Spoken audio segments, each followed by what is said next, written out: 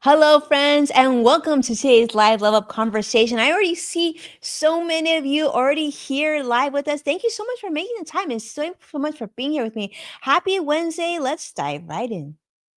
Welcome to Level Up with Winnie Sun.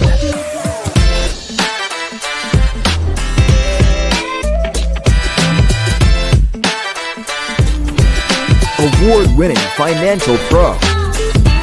Get ready. Level Up with Winnie Sun.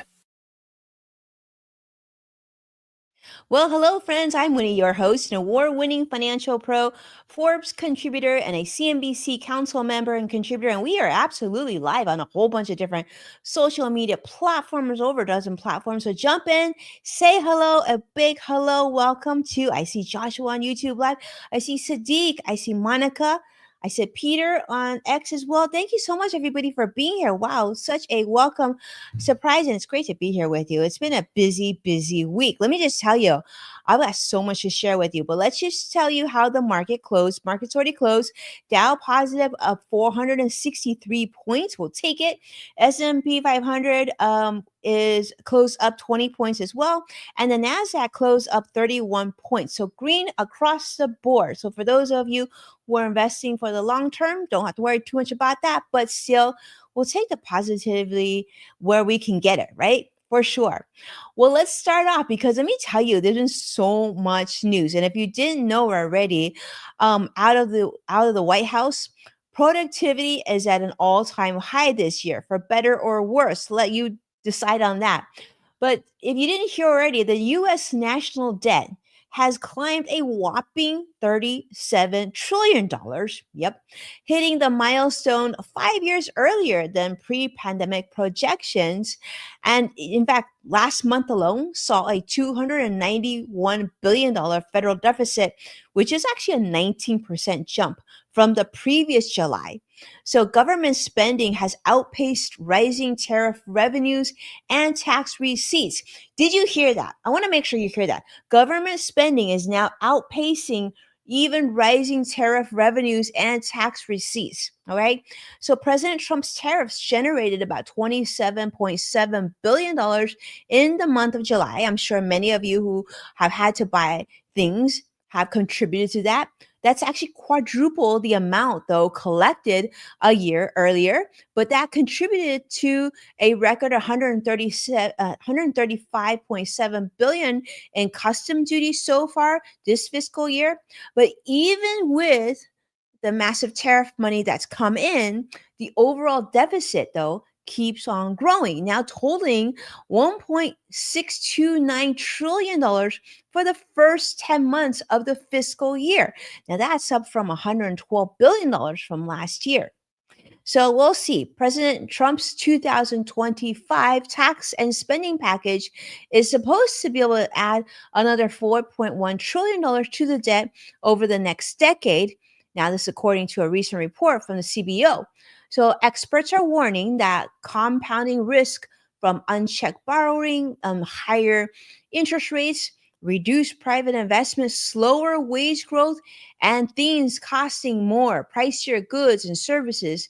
This is all not going to help things. So, $1 trillion milestones now arriving almost every 5 months, twice as fast as a long term historical average. So, definitely doesn't look like things are much, much better. At least this is what economists are saying. And this is what's being reported on multiple different financial publications. In this particular case, I thank the Associated Press and Reuters for contributing so that we could gather that data from them on this piece.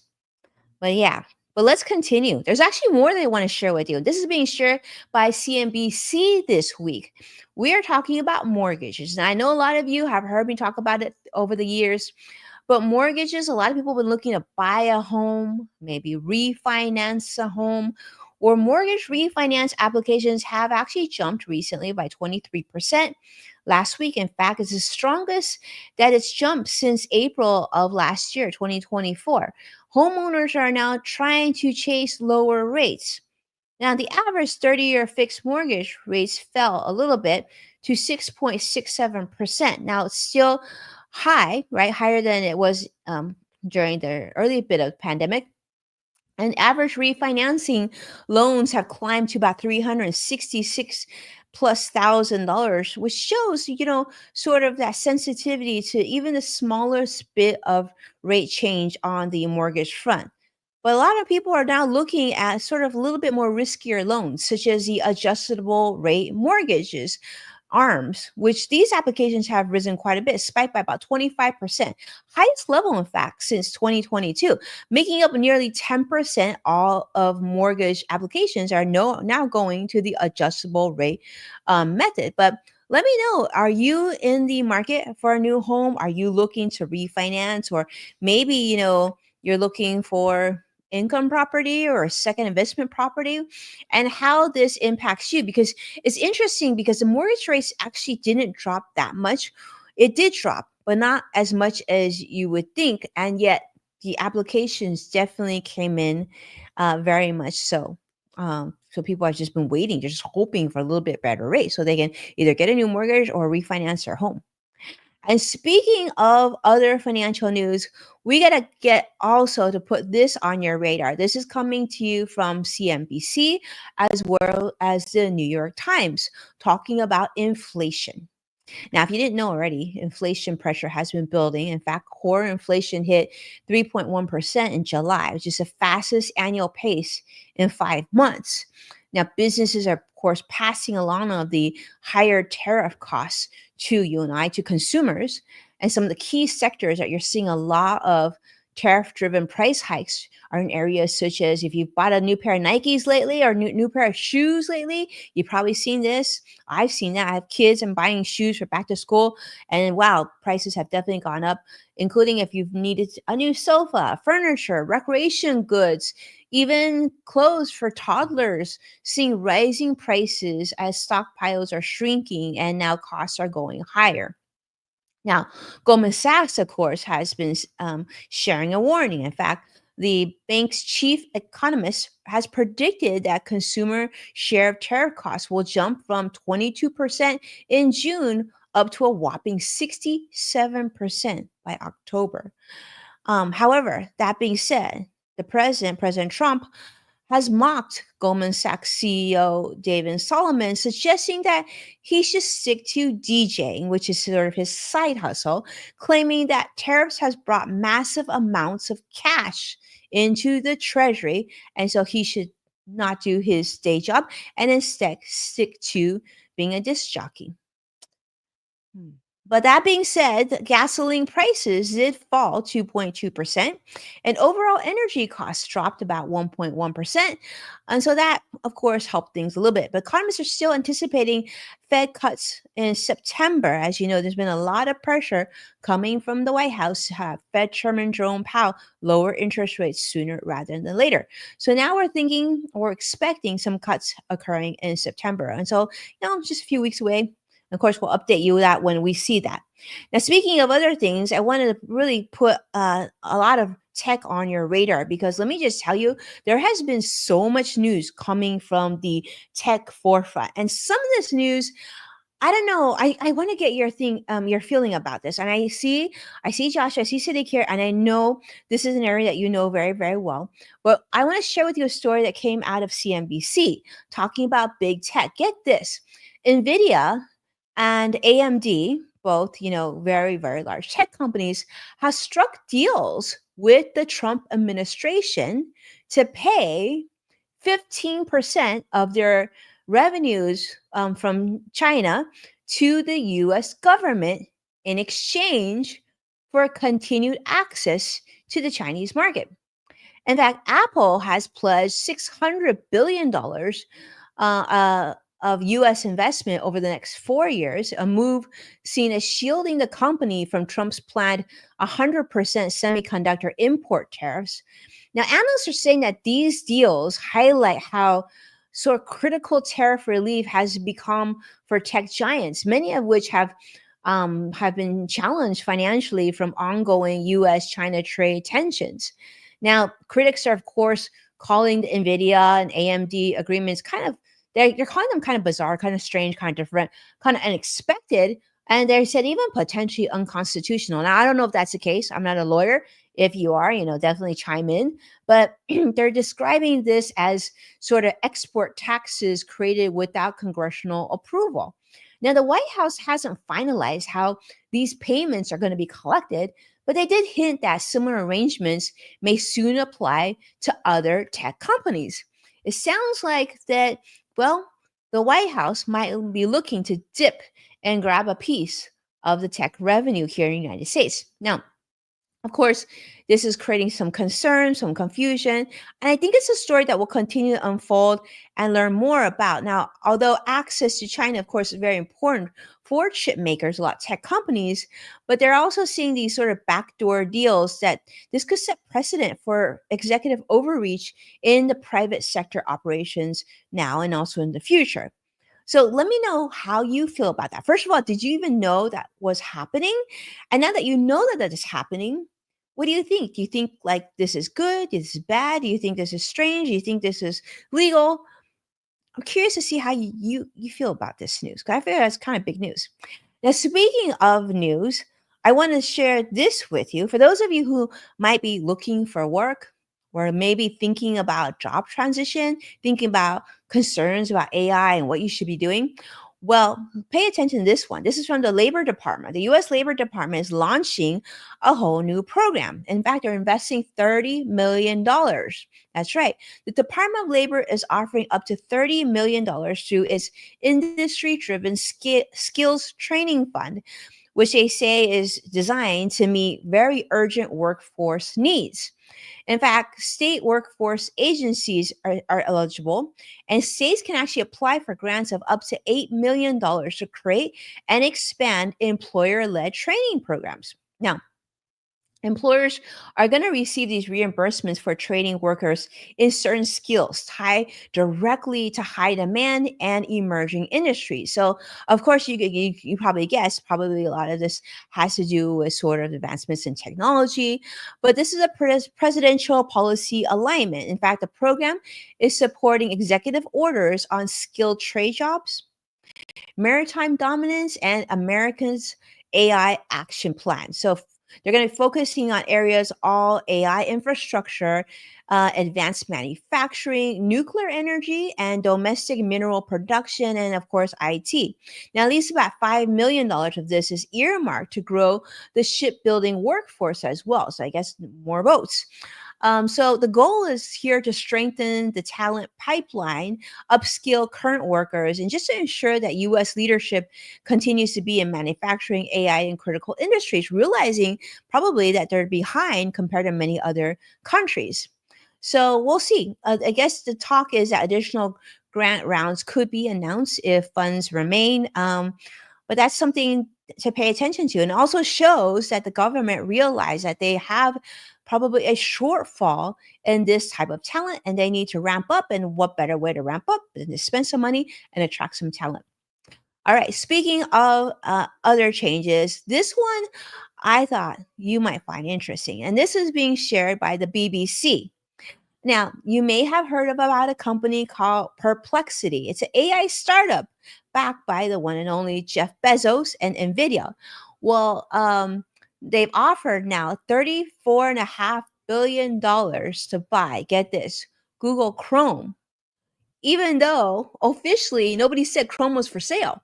Now, tech experts are dismissing the bid as a publicity stunt, saying that it's not likely that Chrome is wanting to be sold, and it's Chrome is, they say, likely worth at least 10 times more just due to its massive user base and data reach. I mean, I'm guessing some of you are watching me right now on a Chrome browser. But Perplexity positioned the bid as sort of a move to promote open web access, user safety, and they're saying that they would keep Chrome's core features intact. Now, the bid comes amid sort of mounting U.S. antitrust pressure on Google, right? The court ruling is expected soon, and that actually could force the tech giant to break up its search business anyway. But yeah, so that's what's happening. But I thought it was interesting that a AI startup now wants to buy something as big as Google Chrome, but of course, it is backed by one of the richest people, pe- people, more than one, right? In the world. So we'll see how that continues on. But let me know how you think What do you think about that? I mean, some of you may have thought possibly the opposite, right? Like Google could purchase one of the companies, but yeah, so that's not what we're talking about. We're talking about Perplexity AI, startup looking to purchase a very old, very used, very popular search engine for sure. All right. Now, speaking of which, let's talk about another story that came out of CNBC this week, talking about what Elon Musk has been up to. It's almost like we can't have a show without talking about Elon Musk. And Elon Musk now is threatening to sue Apple. They're accusing Apple of favoring OpenAI's ChatGPT versus Elon's AI chatbot Grok on the Apple Store, calling it an antitrust violation. Now, this field, of course, reunites Musk and OpenAI CEO Sam Altman. They were never best friends, or maybe they were. I don't know if they were best friends, but they're not best friends right now because they've been suing each other and having sort of issues here. Elon is claiming that Apple's ranking system unfairly boosts ChatGPT over other AI apps such as DeepSeek and Perplexity, and of course, Grok in this particular case. Now, Sam Altman has fired back, of course, saying that Elon was manipulating X's algorithm to prioritize his own content and really challenging Elon to sign any affidavit denying it. Gentlemen, fighting publicly and I'm sure behind the scenes as well, not getting along. But yeah, so that's happening. We'll just have to follow that and see what happens there. I'm sure the legal fees on these lawsuits is not cheap. I'm just thinking how much good that money could do to people in need in other parts of the world and even here in the United States. But I don't know, just me talking. Now, that said, let's continue to talk about what's happening at X because X has also been making other changes. And this is being reported by social media today. Andrew Hutchinson talking about how X, previously known as Twitter, is now also banning hashtags, direct URLs, and most emojis. Only one is allowed, believe it or not, the green check mark and ad copy.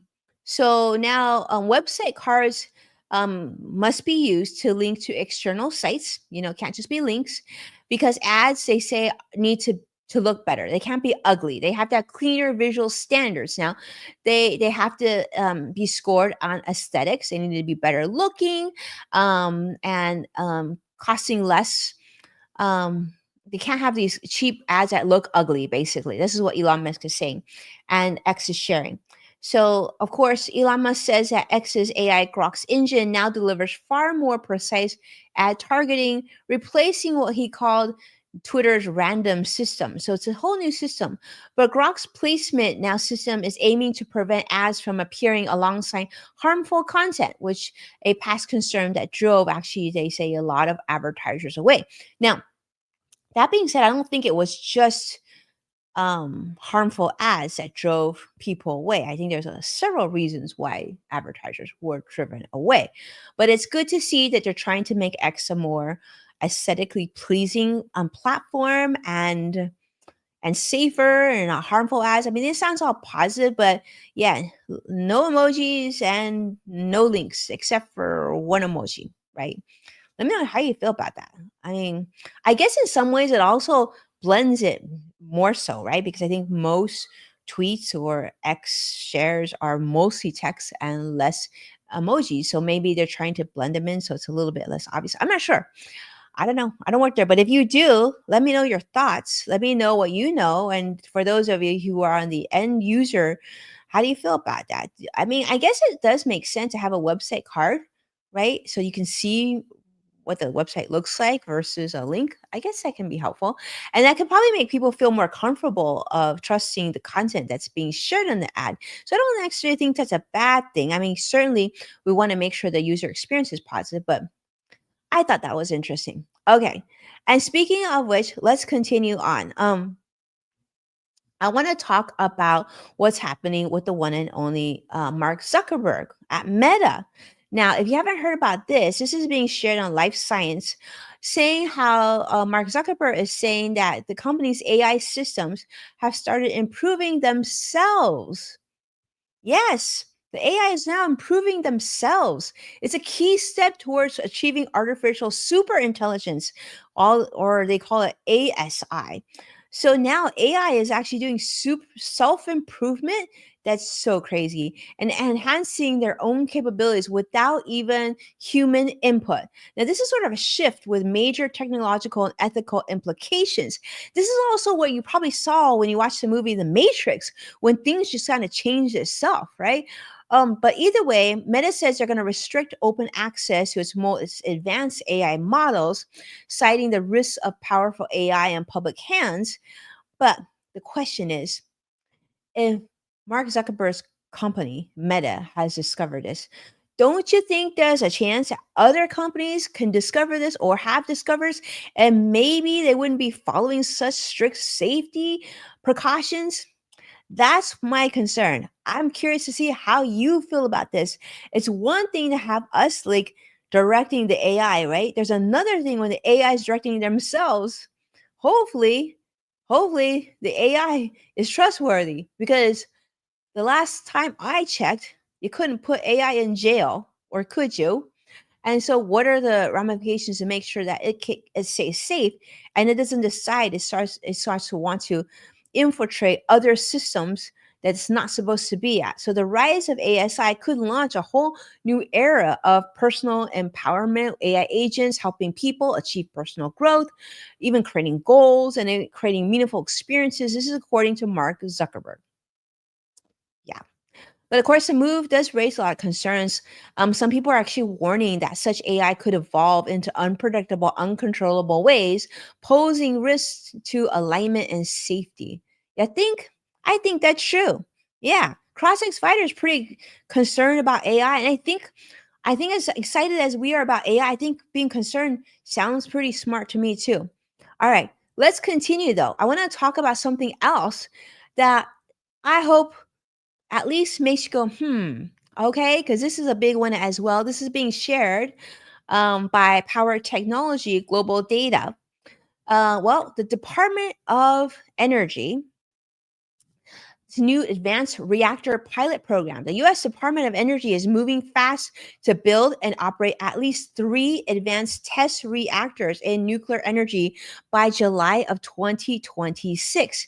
Now, 11 firms have already been chosen, um, um, and will work under the program to achieve critically by Independence Day of 2026, they say. This policy push, really pushed by the White House, is launching under President Trump's Executive Order 14301, and the initiative streamlines nuclear testing and speeds of licensing for small and modular reactors. Yes. So let me know how you feel about that. Pushing hard to get these different nuclear centers built. Yeah. My question is this, right? Is this going to be safe? Is it something that we need to happen quickly? Is it something that we need to take time to plan out and make sure that, in fact, this is safe for our people, our environment, everything else? We recognize that more energy is going to be needed with artificial intelligence evolving so quickly.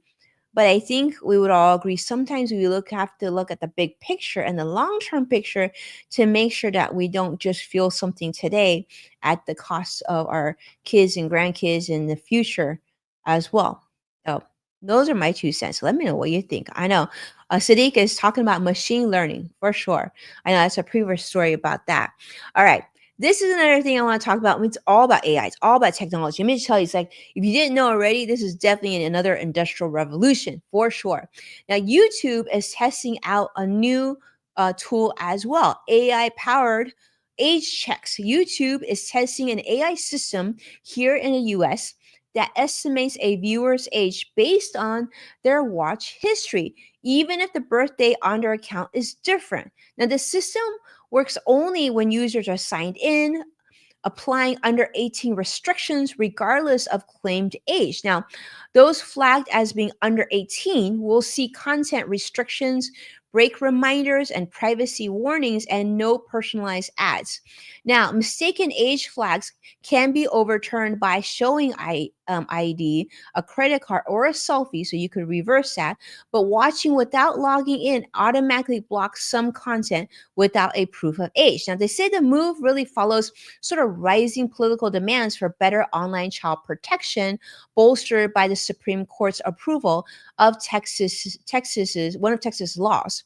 Now, digital rights groups warn that age verification could erode privacy and, of course, restrict free speech. Now, as a parent, though, I love the idea. I love the idea of more safety precautions, especially because I do think it's so easy for you to reach content on platforms, online, on the web, that can quickly go from very, very innocent to not innocent very quickly, not to mention the comments that are included for much of this content. I mean, is that being monitored? I don't know. But I mean, these things I think should be considered. And for me, that's a good move in the right direction.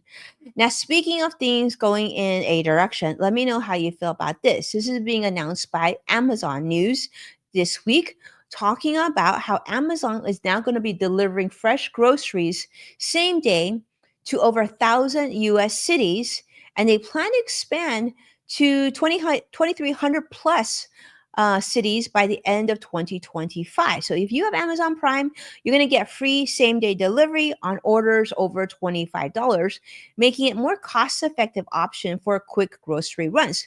Now, that being said, I don't know if this is going to change, but if you have a lot of systems now will give you free delivery, but that doesn't mean that that includes free gratuity for your driver, which you need to add on, or could be other service fees, and perhaps this doesn't include any of that. But I don't know that for to be necessarily the case. So we'll have to see when it comes out. But non-Prime customers can, of course, still access the service for a $12.99 fee. If you don't have Prime, you have to pay the $12.99 fee. But smaller Prime orders will cost $2.99. So either $13 or $3. Now, customers can mix their groceries with their regular Amazon delivery items. You can include like milk and novels or books or avocados and I don't know, vitamins all in one cart and one fast delivery.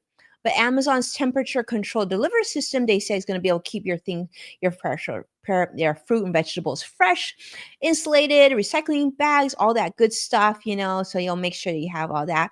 And some of the things that are going to be coming into this silo is going to be like Amazon Fresh and Whole Foods Market and either other local grocery partners as well, because there's so much money in groceries as well. Amazon is jumping in this yet again. So that being said, I mean, it's as if you don't even need to leave the house anymore. Like you don't even leave the house for groceries. I mean, I'm a big fan of curbside pickup. You've heard me talk about this before. I love it because you save money. I mean, you can place the order online, you can see where the coupons and deals are, and then you physically go pick up. You open your trunk and you just call them by the app and they deliver your groceries right to the car. So you don't have to do impulse shopping. You save time. You're probably very busy. You can do it online. And that saves some money, but perhaps Amazon Prime is going to change that. I would like to be surprised, pleasantly surprised. I would love to see it truly be free, right? Like down to like no service fees, no gratuity. If it's truly, truly free, then I think that is compelling. Now, speaking of something that's changing, this is coming out of CNN that I want to put on your radar because I think this is actually kind of sad, but it kind of tells you like the beginning of what could be sort of more and more companies going this direction. Now, you've probably heard the company called Kodak, right? Kodak, as you know, very, very popular company for many, many years. Well, Kodak, as you know, they make cameras, they develop film. They made film, right? So I remember back in the day when you would actually get physical pictures printed on the back. A lot of times it would say Kodak. Kodak was considered a huge, huge company, just like Xerox and everybody else. But Kodak, unfortunately, has warned that it may not survive. They're citing a lack of liquidity, and they're not committed to financing to cover the $500 million in upcoming debt that they have. The company now is halting retirement pension plan payments to conserve cash and is seeking to refinance or extend their existing debt. this is a big deal. So despite many, many challenges, Kodak says they said, I think they're confident that it can pay off much of its term loan restructure remaining obligations, but that one time they were the photography giant before digital went all in, right? When you could take a picture on your smartphone, you didn't have to print it. You could still see everything very, very conveniently. And also, you didn't have to go and get your photos processed. And that was an ordeal. And of course, different costs too, right? So they're saying that Kodak totally missed the digital revolution, even though they invented the first digital camera in 1975. Now, they previously already filed for bankruptcy in 2012. And then they actually made a shift towards pharmaceuticals during the pandemic, believe it or not.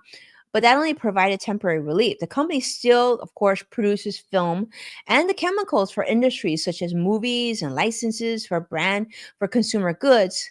But yeah, it just goes to show you that it doesn't matter how big a company is, how successful, what their history is. It actually just gives you caution that without innovation, without execution, that really even legacy companies can struggle to adapt tech and AI disruptions. So we'll see how that goes. Sorry to hear that. Hopefully things get better. But this is the last story I want to share with you because I think it's a fun story. And this is coming from NBC News, actually, and specifically from here in Southern California. Well, get this. If you didn't know about this is going to be on your radar. I'm going to tell you, I've been seeing them all over the place. Have you heard of a labubu? Now, if you haven't heard of a labubu, well, now you have. Okay. So believe it or not, here in Southern California, police recently recovered 14 boxes of stolen Labubu plush collectibles. Yeah, they're funny looking, and you can see a picture very soon. But these stuffed dolls, were taken from a warehouse over multiple trips. In fact, one suspect tried to flee during the search, but then surrendered. Now, these items were reportedly being, they were being prepped. They were about to be shipped, and for nationwide for sailing to different people. I think a lot of people are trying to collect these dolls. They're worth quite a bit if you didn't know already. But yes, but it's not the first time Labubus were stolen. In fact, just last week, $7,000 worth of Labubus were stolen from a Los Angeles area store. So in this particular case, we're talking $30,000 worth of Labubus. Now, these furry, gremlin-looking tools from Chinese brand Pop Mart, they've totally surged in popularity after celebrities such as Rihanna and Blackpink's Lisa, they all have Labubus. So of course, everybody wants a Labubu. Now, while a single blind box retails for about $28, these exclusives can sell for hundreds on secondary markets. So these plush toys have become both a fashion accessory and really a hot commodity among those who collect Labubus. So let me know if this is the first time you've heard of Labubu or this is something that you already own that's already been on your radar. But I'm guessing this is going to be a very, very popular holiday item. But either way, look at. I mean, you gotta admit they're kind of cute, right? The Lububu. Yeah. So Joshua, first time seeing a Lububu. Sadiq saying keychains. Sadiq, it's not just keychains. I think they actually are like I've seen this in person. They actually are like little toy doll things. So yeah. Well, with that, thank you so much, my friends, for being a part of today's Level Up. It is always a treat to be here with you. I hope you learned something new. I hope this is keeping big financial news on your radar and, of course, keeping things in perspective of what's happening in today's market and today's business world and everything in between. Thank you so much for being a part of this show and staying with us. Do me a favor, hit subscribe and like to stay updated on all the newest insights and new episodes coming up and to watch full past episodes of Blow Up with Winnie Sun.